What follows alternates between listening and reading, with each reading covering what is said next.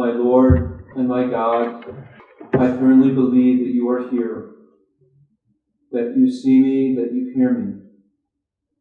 I adore you with profound reverence. I ask your pardon for my sins and the grace to make this time of prayer fruitful. My Immaculate Mother, Saint Joseph, my Father and Lord, my guardian angel, intercede for me. Well, Lord, it may have sounded a little surprising or maybe a little odd that in our introductory prayer, this prayer that St. Josemaria composed to start conversation with God, would be, included a petition for grace. It just seems so natural to us that we reach out to God. St. Augustine said that we can't pray without grace. And thinking about that, Lord, maybe one reason for that is we need grace to know who we're talking to. We need your grace to understand you as a person, so that we're not just talking to ourselves, which we're all too good at. And we know that's a source of problems. If we're just carrying on a monologue, it usually doesn't go anywhere good. This morning, the first meditation is going to be a kind of extended commentary on the parable of the talents, or in Luke's gospel, it's called the pounds. And we might think Luke was influenced by the Brits or something. But as I was thinking about this, coming here this morning, for some reason, I guess because the through line to some of these parables is the importance of making good use of the gifts that God gives us.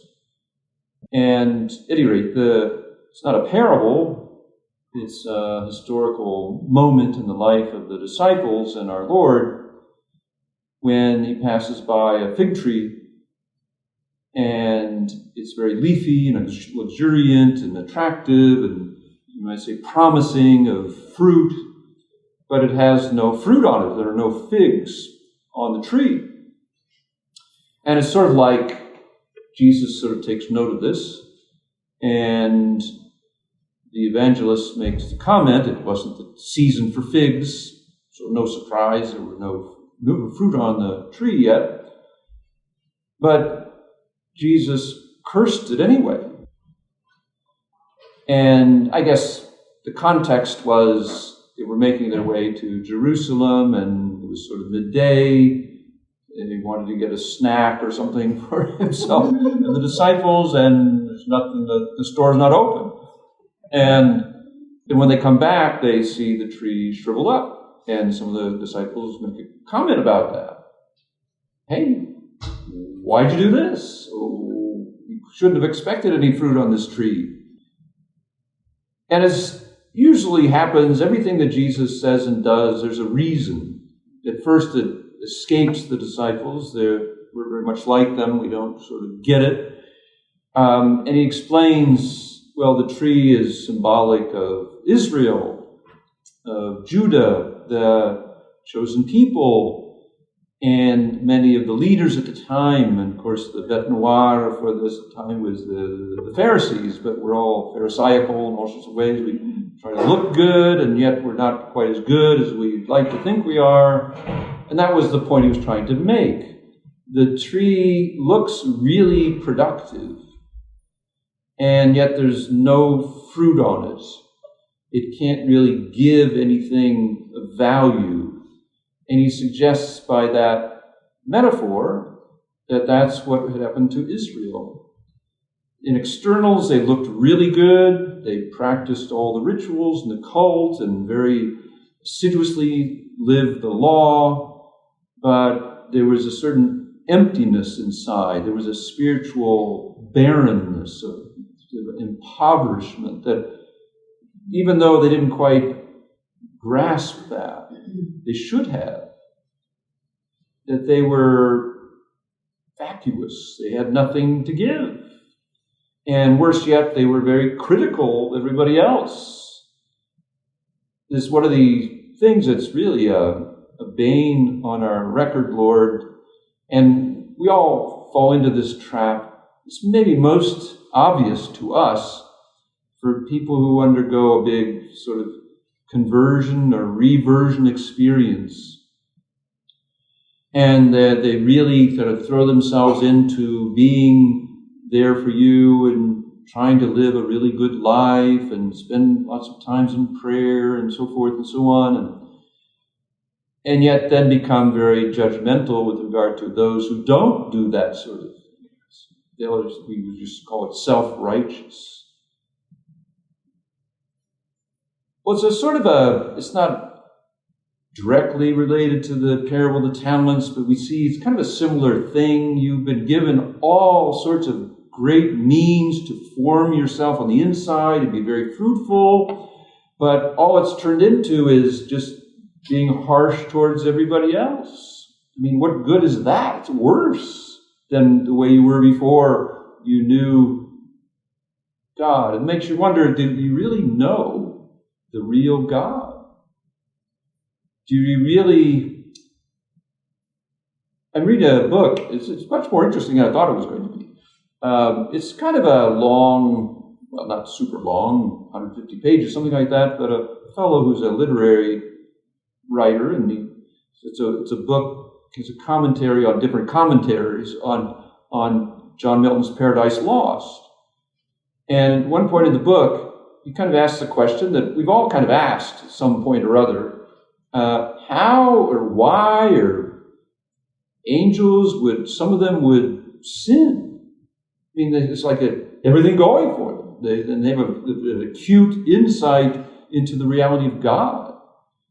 And how could they have turned on God? Why would they do that? Anyway, this fellow suggests one of the things that Milton is suggesting, and this isn't dogma by any means, it's all very speculative, but it's, I think, kind of fascinating and nonetheless.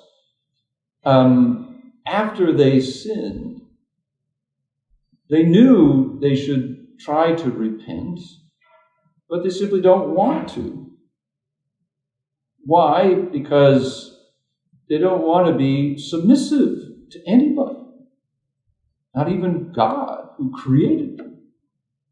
It's such an absurd attitude. Now, it's not dogmatic, because dogma is that once the angels have sinned, since they're perfect creatures, they can't repent. They don't have that possibility. So this is just kind of a way of underscoring the what happens with disobedience, I guess you might say, is I want to be the one who tells everybody else what to do.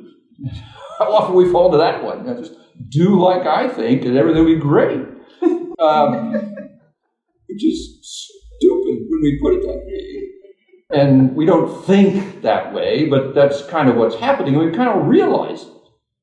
So it's kind of really a great gift of life and familiarity with God and knowing a lot of things about God, and yet it turns into a bitter fruit. Now, getting to the parable of talents itself, we're very familiar with this, and I think we read it recently in the Gospel one Sunday.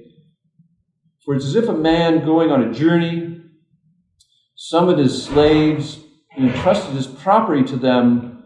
To one he gave 5 talents, to another 2, to another 1, to each according to his ability. Then he went away. At once the one who had received the 5 talents went off and traded with them and made 5 more talents. In the same way, the one who had 2 talents made 2 more. But the one who had received the 1 talent went off and dug a hole in the ground and hid his master's money.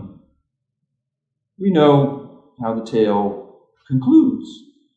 And, of course, the guy who just went into the backyard and buried it, because he's not a squirrel or a dog, saving it for a rainy day. It always reminds me one time, I was giving one of these recollections when I used to go to the Pacific Northwest, and it was in Portland. And, I mean, you have to be careful with cliches, make sure it makes sense where you are, kind of thing. So I said something like, we can't wait to pray. We have to wait for a rainy day to pray. It rains here all the time. It doesn't mean anything. You can't wait for a sunny day to pray. Probably what I should have said. But the thing, whenever I read this little vignette that you crafted, Lord, the thing that kind of strikes me, that we don't really quite work it, I think, is it says that you, in the story, the guy who has the property owner, he gives talents to different amounts to different people, and it says, according to his ability. In other words, he's not asking something of each individual that they can't do. It's not quite like a grace, because they already have within themselves the capability to make good use of these things. But one of them fails. He fails miserably.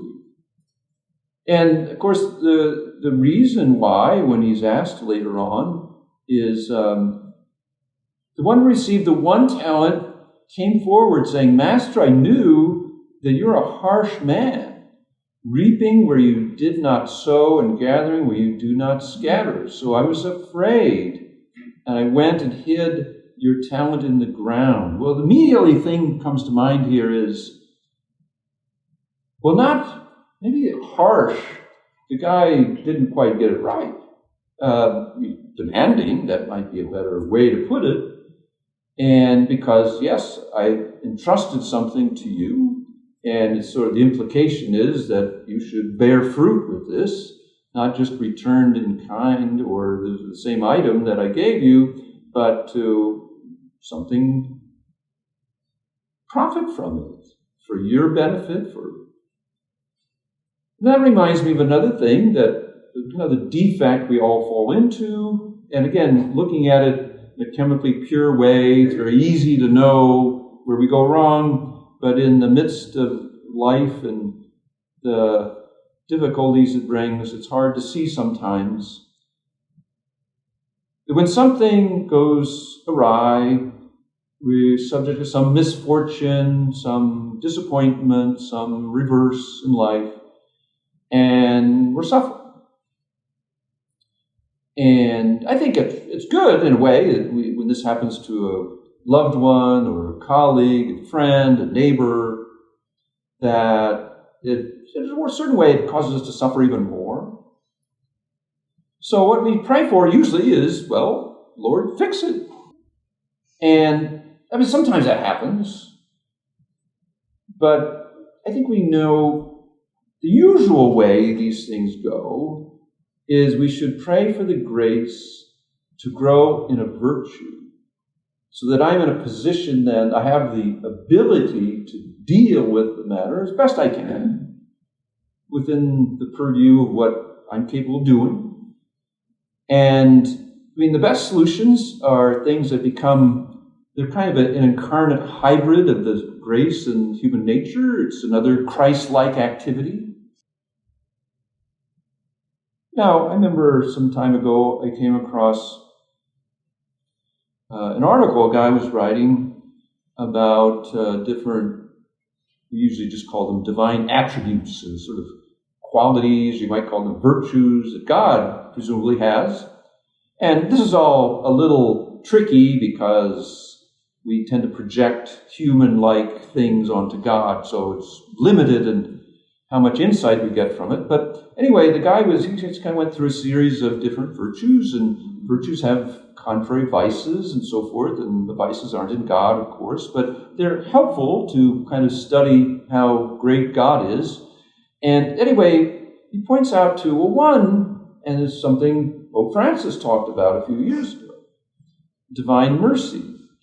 And I suppose he was the springboard. A little bit of that might have been Divine Mercy Sunday and Faustina Kowalska and the insight she got about God and how he's merciful in his love for us and so forth. So anyway, this guy's writing this essay, this article, and he discovers in Aquinas in the Summa that he comes to this thing of mercy, and he says, well, actually, it's hard to find a vice. I mean, I guess we could say indifference to someone's plight would be, person suffering and you just kind of walk by, and we're good at that too, unfortunately. And that's why maybe the parable that's the most poignant and convicting that Jesus tells is the Good Samaritan parable. Because we always find ourselves kind of walking by somebody, just kind of, well, I don't want to deal with that.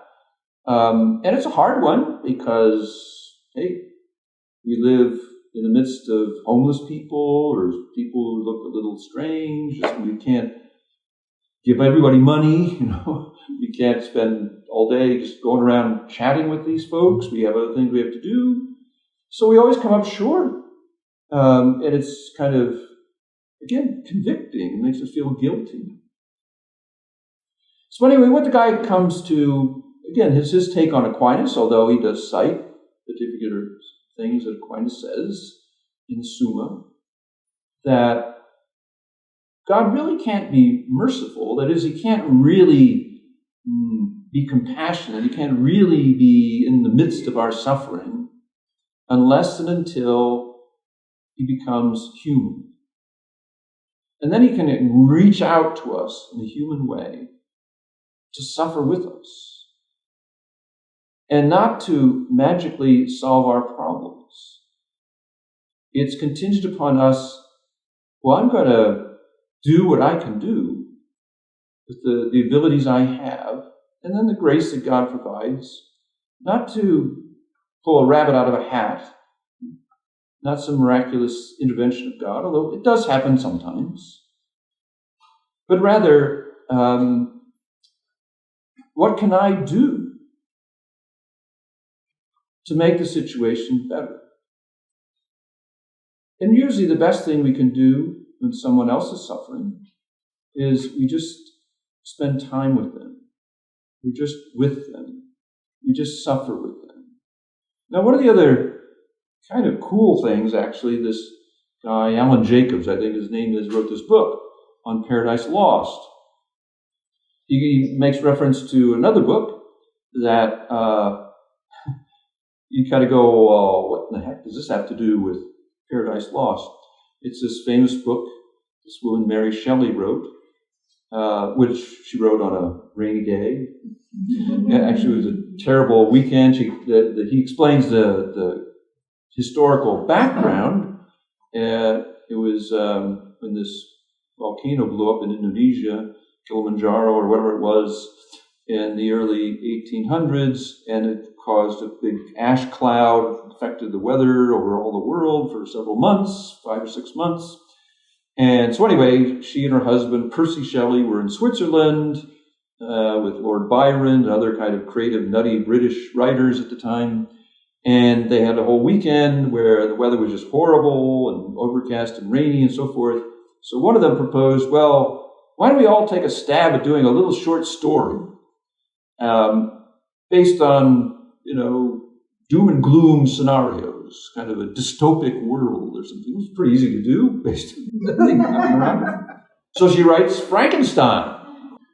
And anyway, one of the things the guy points out in the book, a couple of things. One, because something you probably didn't even noticed ever, even if you read the book. The frontispiece of the book has the title of the book, and then a quote from Paradise Lost. Almost Paradise Lost. But the thing that really struck me about it, there's this kind of conversation. You may not remember all the little details of the book because you unfortunately saw the movie. It reminds me one time I was giving a retreat to guys, and I'm sure you don't think about this too much, but anyway, from the priest end, giving men's retreat is harder because well, you try to get together with the people and see, how you doing, any resolutions, can I help you out? And actually, it's much easier with women because you have to go in the box. So you have to get down to the details, write it out. And with a guy, you got to sit down, say, well, tell me a little about yourself. Like a half an hour later, you finally get to something serious. So anyway, it's Saturday night, not 11, but it's like 8:30, 9 o'clock, last meditation of the day. And I was just really shocked. Just wiped out. But I wanted to make reference to the Passion of the Christ movie, some scene. So I go, so as all you remember from Mel Brooks's The Passion of the Christ. Well, anyway, woke up. What did you say? So anyway, maybe we saw the movie Frankenstein, Mel Brooks. It was kind of a hilarious movie, but it glosses over a lot of stuff. Well, part of what happens was when Frankenstein, the monster. Now the monster is not Frankenstein. The doctor is Frankenstein. Victor Frankenstein creates this monster. And so Shelley has this conversation between the monster and the scientist. And it didn't take long for his creation to discover nobody wants to get near him because he looks so hideous and he's a frightful creature. And he's not loved, and he can't love anybody. Nobody's treated like a leper. And so again, this is all very biblical, and it gets down to Adam and Eve because at some point the monster says, "Now, doctor, please make me a mate so I can have somebody to love and be loved by, because I can't stand my life as it is." And so Victor sort of thinks it over and says, "Ooh, I don't think I should do that. I think I made a big mistake making you, let alone make another one." And so, of course, the monster doesn't like this, and he ends up killing the doctor eventually. He's just so crazy, goes mad. But anyway, during their conversation, Victor keeps telling the monster, "Now, if you were virtuous, you would be happy." And the monster replies, "But no, it's if I'm happy, then I'll be virtuous." So it's a dilemma that we forget, and it gets back to where we started. Is happiness and joy accompany perfect love of the Creator? And not to lose sight of this. We're here to get to know and love you. It's kind of the first question in the catechism, at least the old Baltimore Catechism, nobody pays attention to anymore. It made it very easy for little kids to memorize. Why did God make you? It wasn't so I can go to Disneyland and play video games. It's so I could know and love the Creator.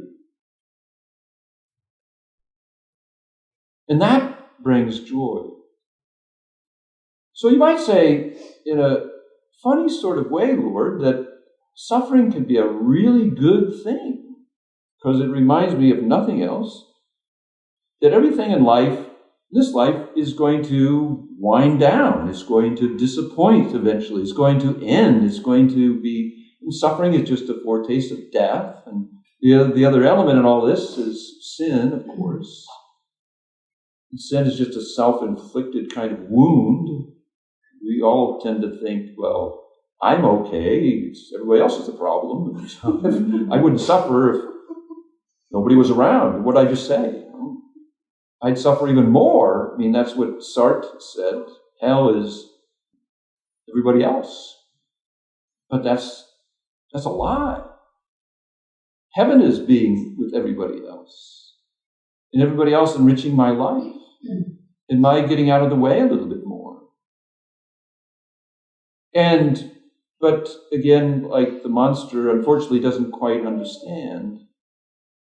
I want to be virtuous because I want to imitate Christ. I don't want to be virtuous so I can, hey, look at me. How good I am. What I've done, what I've accomplished.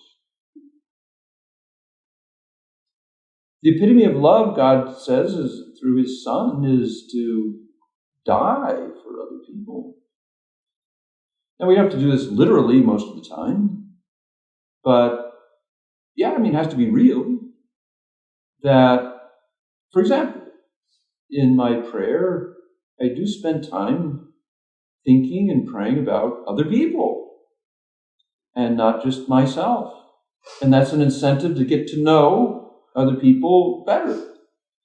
And so then when I get together with them, just even a very kind of social thing or other, and just ask questions. And I don't know why I think of this. A real kind of hilarious thing happened to me a year and a half ago or something like that. Some barbecue or something like that, and saw a couple that I knew in the Bay Area a long time ago, and I knew they'd gone to Thomas Aquinas College, and so they figured they probably knew Father Buckley. Cornelius Buckley is a Jesuit. He was at USF for a long time till he was banished because he was too orthodox. So he ended up being sent down here to Duarte at first in a hospital, and then eventually ended up at Thomas Aquinas College. And I would run into him because we used to have lots of activities there, retreats and workshops. Delightful man. And anyway, earlier in the year, like in February, I heard he was really sick. He'd left the college and gone to Los Gatos. The Jesuits have a retirement place there, assisted living place there. And I guess I just figured he died. So I was talking to this couple, and I said, geez, too bad about Father Buckley. I guess, he was 90-something, so I guess too bad he died. And the guy kind of looked at me. I don't think he's dead. So he picks up his phone and calls him up. Father Buckley, how are you? Says, well, I'm still here. Really? So you can work and I hide, like an idiot. Well, of course, he is 93. So, not inconceivable. So anyway, sometimes we get a good laugh about our foibles, our mistakes. But that's a joy when you think about it. Now, what does this have to do with talents? Well, maybe one way to think about it is maybe the talents aren't what we typically say. It's correct. It's the gifts that God shares with me, His graces and life itself. But one of the greatest gifts is this thing we're laughing, this risibility, the scholastics call it, sense of humor. And it's not so I can go out and laugh at a comedian, but I can laugh at myself. And as sometimes we say, Lord, take you more seriously, take ourselves a little less serious. Everything's okay. I'm in your hands. Everything's going to be fine. Even at the end of my life, everything is fine. Every once in a while you hear, it's hard to know what to make of these things, but when people are dying, and nobody likes to be around somebody, it's no fun. But every once in a while, the last moment of a person's life, it's like they have this brief insight, like they look into the distance, and they'll say something like, wow, or hey, don't worry, it's good, or it's like they get this pre-vision of being with God in a new dimension, and they're at peace. And I think that's always a really good sign of being in the presence of the Lord, of having really discovered the talents. And the talents, really, grace is just about relationship with God. That's all it is, really. It's kind of, it brings us into hearth and home of heaven, already in this life. And so nothing can thwart that, really. Many times people who've been incarcerated for long periods of time, especially maybe under very oppressive regimes, it doesn't happen often, probably rarely, unfortunately, that sometimes they'll say, one of the really good things that happened to me during that period of time was I learned I don't have to hate people who did this to me. I can love them, and I'm at peace. mean, what a grace. Because what it is the talent is to see things as God does, to know and love as God does. So, Mary, we ask you to help us. We really want to, experience that. And again, it's not for our own satisfaction. That's why you created us. That kind of foretaste of heaven, that joy already of heaven. So, Mary, we ask you to help us to find ways each day to see through the fog and and the darkness and the gloom, or even the good things, to see you behind everything. I thank you, my God, for the good resolutions, affections, and inspirations you communicated to me in this meditation. I ask your help to put them into effect. My Immaculate Mother, Saint Joseph, my Father and Lord, my guardian angel, intercede for me.